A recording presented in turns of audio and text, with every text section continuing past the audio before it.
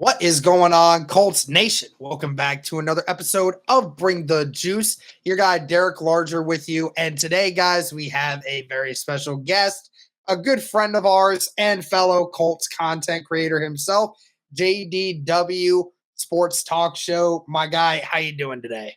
What's going on, Derek? What's going on, Colts family? And Bring the Juice Nation. Thank you for having me on. I really appreciate the opportunity to come on some of the top dogs podcasts in the Colts community, and we enjoy watching them, and I enjoy being on here with them. So, yeah, that's all I really got for me. Let's just get going. All right, sweet. Hey, also, just wanted to say before we got started with this Colts Nation, I got to show something off here because this is really cool. I'm sure that if I show this to the camera, a lot of people are immediately going to know exactly what this is. This is a piece of turf from the RCA Dome that was purchased by my wonderful girlfriend. She bought this just the other day, and it was actually a piece of the RCA Dome that was game used from one of the games from Peyton Manning's rookie year. I don't know where she got that information from, but I'm sure she has it somewhere. It's not on this specific certificate, but I know that wherever she got it from did have it. So I now own a piece of the RCA Dome. So that was really cool. So shout out to her. Greatly appreciate that. Definitely keeping that here by the desk for a while. But anyways, let's hop into this video. And guys, we're going to continue this series. You guys have been watching. And if you've seen this, we just got done with the wide receivers and the tight ends a few days ago. Now it's time to go digging into the trenches here. And we're going into the offensive line. And there is a lot to talk about here, JDW, with this offensive line unit. You know, this was a unit that basically 3 years ago was widely deemed as maybe the best offensive line unit in all of the National Football League. And even still, for as bad as they were last year, you ask a lot of people in the national media, and they will tell you that they all feel the same way, and that, you know, this Colts offensive line unit is still top tier despite how terrible it was last year. Go ahead and kind of give me a rundown last year, like what your feelings were about this offensive line from the 2022 season. I think we're all going to have similar feelings for the offensive line from last year. It didn't help that we had quarterbacks that just cannot move. Matt Ryan, Sam Ehlinger was able to move a little bit, but other than that, guys that can't move didn't help the offensive line. And the offensive line was so inconsistent, considering, the communication and, all the talent and all the money we're paying it. So we really need that money to shine through this year. And we already know Chris Ballard's already on the hot seat. And if he can't get this room going, the room that he preaches about, the room that he spends all of his money on, then he's going to be in some serious trouble as well. And this offensive line is going to be vital to Anthony Richardson and his development. And don't forget, considering Anthony Richardson is such an elite athlete, this helps the offensive line in a huge way because this makes a defensive line and defense have to stay more disciplined so they can't just go all willy-nilly and go after a quarterback that just has bricks for feet. Anthony Richardson can move, make you miss. He gets shut off tackles. So, in general, last year the offensive line was pretty bad, but this year I have high hopes for it, but I'm not getting my hopes up too high because we've gotten our hopes up quite a bit over these last few years. This year, I'm keeping my hopes pretty mellow. I'm going to wait and see what we get before I get too excited. Yeah, I mean, again, last year we saw, this team went from a really good offensive line to, for the first half of the season last year, by all measures, was the worst offensive line in football, which is so weird given the money that you're investing in this unit. How much of that do you believe was a indication on the previous O-line coach and Chris Strausser versus what we have now? Because I will remind everyone that when Chris Strausser came into the building back in 2019, that Colts offensive line was deemed by every single analyst the best offensive line in football by every metric. And then for the most part, that core has remained the same. Quentin Nelson's still there. Ryan Kelly is still there. Braden Smith is still there. So you do have 3 of your 5 guys still in that position that they needed. And then, of course, as the years have gone on, every single year, the Colts offensive line has continuously gotten worse. Do you think that it was a mixture of the guys that were missing from the offensive line throughout the years, or do you think it had more to do with the coaching as it went along?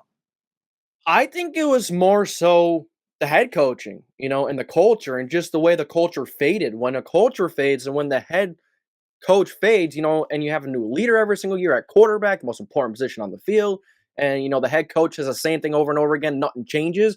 I think it's very difficult to continue to play and practice at a high level when the people around you, the people are supposed to be leading you, aren't, they don't have confidence themselves. They don't really, they're not there. And it's very difficult to go out there and put your bodies on the line, put your heart out on the line for someone that's not even showing you emotion on the field. And Frank Reich, that was his issue. So I don't think it was offensive lines coach.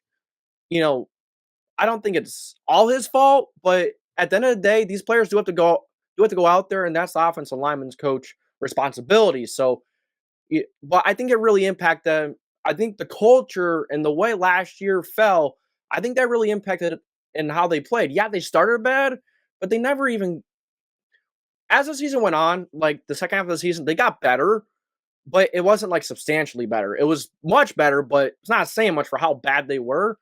I just think that they needed a voice, they needed a leader, and hopefully with Shane Steichen, they regained that because they didn't have that nastiness last year. I think when you have heart, when you want to play, that's when the nastiness comes out. That's when the passion comes out in the field. You need someone to make you want to play with that passion on the field and not just go out there and just say, oh, here we go again. It's another game. We're going to score 10 points and we're just going to let it go at the end. No, now you have a voice. Now you have someone that knows where they're going. They have direction. So I think having a different mindset and having a different attitude is going to make a huge difference. Not just not just the coaching, but obviously it's important. But it's very important to want to go out there and put your bodies on the line and heart on the line for someone that loves the game. I'm not saying Frank didn't love the game. I'm just saying that someone that is gonna lead you, in a way Frank Reich just didn't the last couple of years. Well, I mean, I think that it is a mixture of a ton of different things. I mean, I think it was a huge combination of just every single aspect of everything. I think it Yeah, all I had a agree. lot to do with it. I don't think that the coaching had as much to do with it. I think it had some, no doubt. I mean, when you don't feel like you're fighting really hard, not only for the guy that you're blocking for, but on top of it, the guy that is supposed to be leading your team. I mean, people keep saying like these are grown men. They don't need direction. I mean, that's not true. I mean, these guys, I mean, these some of the guys that are on this football team are younger than me, and I'm 26. So like, I mean, I'm older than about maybe like 30% of this Colts roster right now. Young roster. So I mean, like, and I still need direction every once in a while in my life. I mean, it's not there's never a point in age where you become incapable of taking direction and accepting guidance from people, especially in a professional sports world. I mean, where that is totally needed. And of course, Chris Strauser has a lot to do with it. It was just a mirage. I mean, you saw times where guys like Ryan Kelly, who were blocking no one, who were blocking concepts that just looked like he didn't understand how to block someone anymore. It's like what is going on? What, like, it wasn't to the point where just guys were getting beat. Like, it was to the point where these players were blocking gaps that no one was going into, and like they had no idea. Like, it was like pee-wee football. It's like the coach tells you to block this gap. I don't care if someone comes in on the other gap. You just block this one. Like, that's how it looked to me at times. And of course, this is where I shift to the player side of things, because I think the player side is more efficient in this regard because, Yeah. well, for one, I mean, of course, we had the debate last year, JDW. we had that sort of talk where who was more to blame? Was it the quarterback more to blame with the offense being as bad as it was, or was it the offensive line that was as bad as it was? I think they both played hand in hand, but obviously the offensive line I thought was worse because they were giving up 5 sacks a game on average for the first 8 weeks of the season. I mean that's horrendous. So I'm not even gonna. I'm definitely gonna say Matt Ryan deserves some blame, but I mean, that offensive line was not blocking anyone last year. And I mean, you even have to take what Quentin Nelson said a month ago, and he talked about how just it didn't feel like anyone was fighting for anyone back there, which is so weird because for at the very beginning when Nelson got there and when Braden got there, that unit came together. It came together a lot. And that just felt like the unit was all together. And it just feels like that unit hasn't been together yet. And I mean, I get it that some players have, moved on and, you're bringing in some new pieces. But guys like Quentin Nelson, Ryan Kelly, Braden Smith, like those guys shouldn't need motivation to like work together as a unit. Those guys have been together literally for 5 years. So I mean, it's like almost to the point where there shouldn't be an issue of cohesiveness with each other. There shouldn't be that. And then, I think the one thing we definitely have to talk about is, how the offensive line, and this is where I shift blame away from the offensive line a little bit. And I think everyone can kind of agree. Chris Ballard was at a big fault in why this offensive line went the way it was. He neglected to do anything with the offensive line last offseason and said, we're just going to roll with what we have. Matt Pryor, filled in really well last year at right tackle and right guard in 2020. I think it was 2021. Yeah, filled in the role really well in 2021. And then you thought, even if you lost Glowinski and a couple others, you still thought that, a guy like Will Fries or Danny Pinter could still be serviceable enough that there wouldn't be a huge drop off. Well, unfortunately, there was a huge drop off in both positions, and more so where Matt Pryor was, because I think Matt Pryor by week 6, I think they said was literally like the second worst offensive lineman in the entire NFL last year from a pure pass blocking perspective. So, I mean, we saw what it happened in Denver. They had to move him to the inside just to limit how bad he could be, and had to start their left tackle that they got in the 3rd round in Bernard Ryman because they had no other choice. So they had to throw him out there because that was their best option. Even if he wasn't ready, that was their best option. So, I mean, when you lost Anthony Costanzo, a lot of things went bad for them, man. A lot of things went bad for him. He was a stable piece at that left tackle position. And when he retired, he left a massive hole, and Chris Ballard has, failed to fill that role until now. So I wonder how much do you blame Ballard for the lack of offensive line production last year? This man is so damn stubborn. He wants his own guys to win every single time. And I get it. I like that. I like that he's loyal to his own guys. But the NFL is a business. And if you're just going to say throw them in there, throw them in the fire and hope they're going to be good, sometimes that's not enough. Like watching Danny Pinter last year, oh, dear God, please. I don't even want to talk about it. I never want to see him at right guard again. Never. Never want to see Matt Pryor on the line again. I'm okay with Will Fries. I can deal with Will Fries. I think he's much better than Danny Pinter. Not anything elite, but I think he's so much better than Danny Pinter. Danny Pinter's just horrible. It was weird because Danny Pinter was like a decent backup center. You put him in the guard, and he's a completely different player. I think he could still be a good backup center, but he hasn't proven that he could be a guard.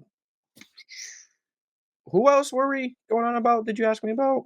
Is it really it? We were talking about Matt Pryor and all those guys. I mean, that was pretty much it for the most part. Yeah, I still lose my train of thought of Noah like crazy. But yeah, that offense line, really the guard position, Chris Ballard. Chris Ballard did a horrible job because he's so naive. Like he just doesn't pay attention to. Well, I'm not saying he doesn't pay attention. It's just that he's so stubborn. Like the receiver position, for example, last year. What the second week we had 2 or 3 of our top guys go out. Yeah, he didn't sign anyone. Like he doesn't show any urgency. That's how I feel about it with Ballard. I think he's too stubborn and sticks with his guys too much. I think you got to realize, sometimes step back and realize and think, can this guy legitimately be the right guard, or am I just holding on to him because he's my guy?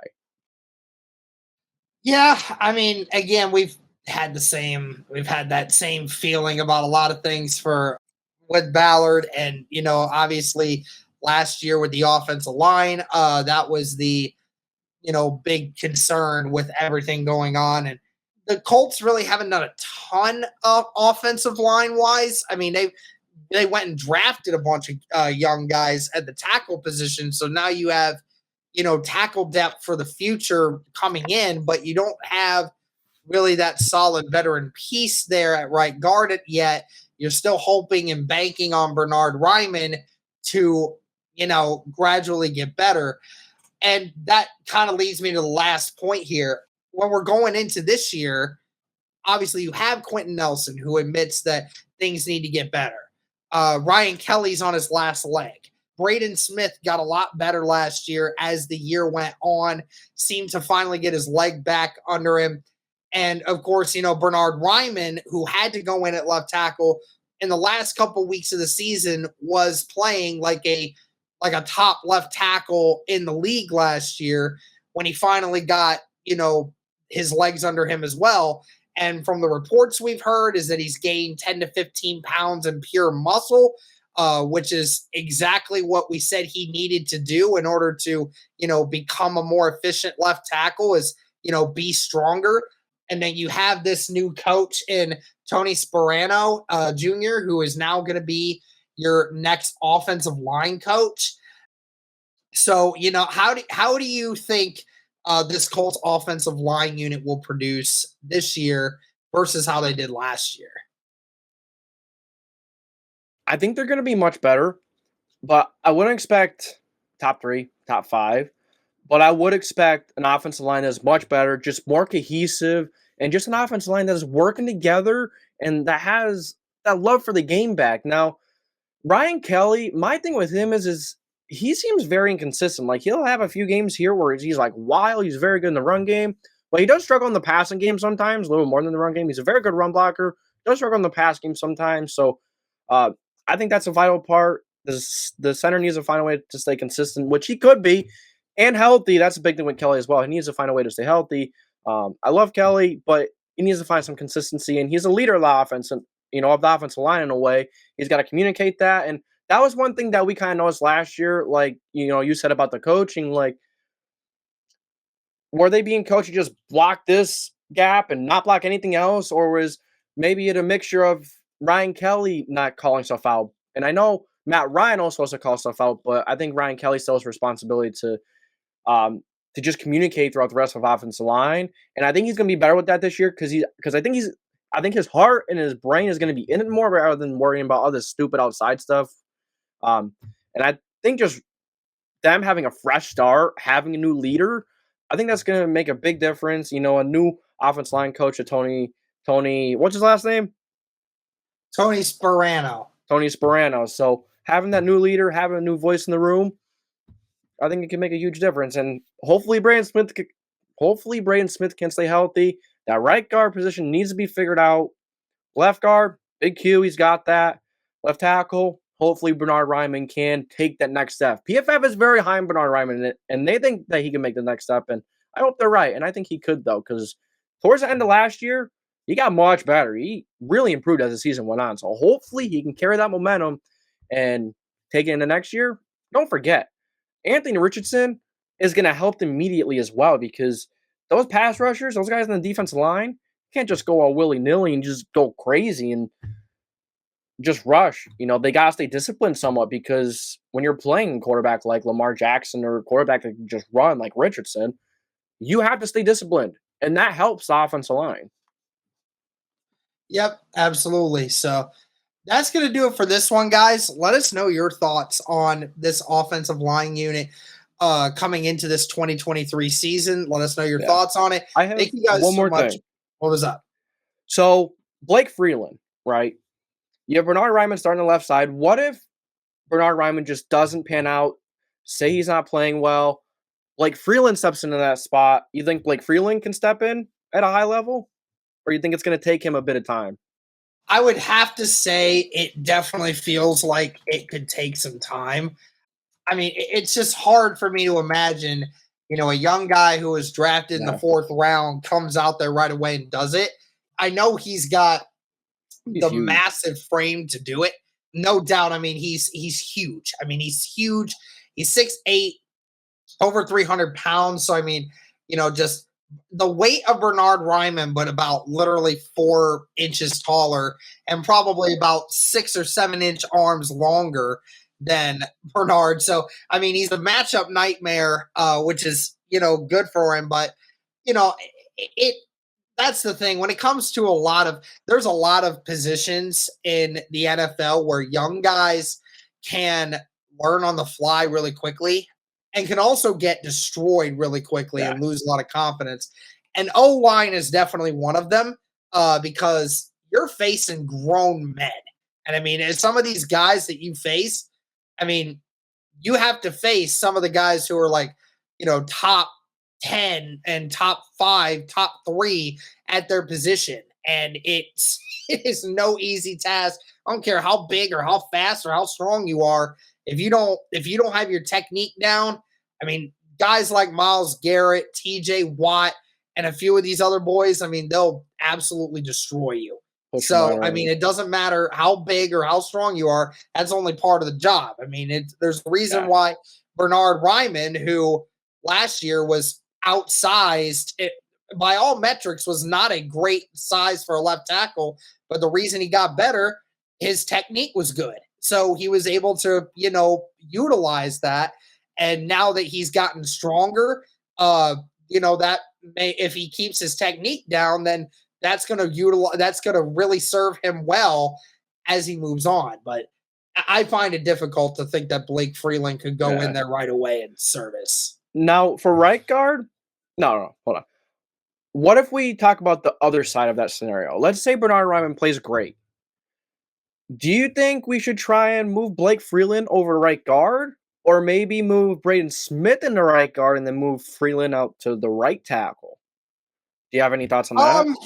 Well, I mean, we've seen Braden even last year move into right guard at times. I have no problem with moving Braden Smith to that position because of the fact that that was his former position. I find it more difficult to move a guy like Quentin Nelson, who he did play left tackle when he was in high school and a little bit in college, but he has made the name for himself at left guard. That is his primary position. And I find that I just don't want to move him from the spot where he has started to have a Hall of Fame career. So that's where I want to keep him, is to make sure he's comfortable. Braden Smith is really good, but he is also a guy that, you feel like if you have enough of a pressing need at right guard, that could be an option for them. But I highly doubt that they do that because of, again, you have to trust that Blake Freeland or Jake Witt can go out there and actually, be a right tackle that's serviceable enough. And we've seen plenty of teams try and attack the Indianapolis Colts from the weak side of their offensive line, and half the time it works. So I don't want to put a young rookie in a bad situation like that. You think Email is gonna step up? Do you think maybe he can take over that right guard spot? He might. I mean, I know you had a video about him. And I know that a lot of people were saying, like, this is a guy that was projected in the 4th round. I mean, for a lot of people, and even the 5th round. So the fact that this guy was undrafted is truly insane. I do believe it was the concern of the injuries that really kept him out, which was which was kind of the story of this entire draft was, guys that, had these lingering injury reports that nobody was really talking about until they didn't get drafted. And, that was certainly one of them. But I mean, talk about a guy that started for 3 years at Alabama at the offensive line and, was a part of those great Alabama teams. I mean, it seems very weird that they wouldn't have. And, I would say if there's someone that's going to beat somebody out for any position, it seems that one would be the most likely scenario. Yeah, I would hope so. But to think about, just say we do move Braden Smith into right guard, we'd be paying our guards almost what Braden Smith is being paid like 17 a year, something like that, right? I think it's 18. Yeah, but we would be paying our guards almost 40 million a year. That just sounds like crazy to me, but that's kind of the last thing I want to throw in there. Just a little fun fact, I guess. But yeah, you have any? I think that's it for me. Yep. All right. Well, that's going to do it for this one, guys. Let us know your thoughts on this unit. Thank you so much for tuning in. And as always, go Colts. Go Colts.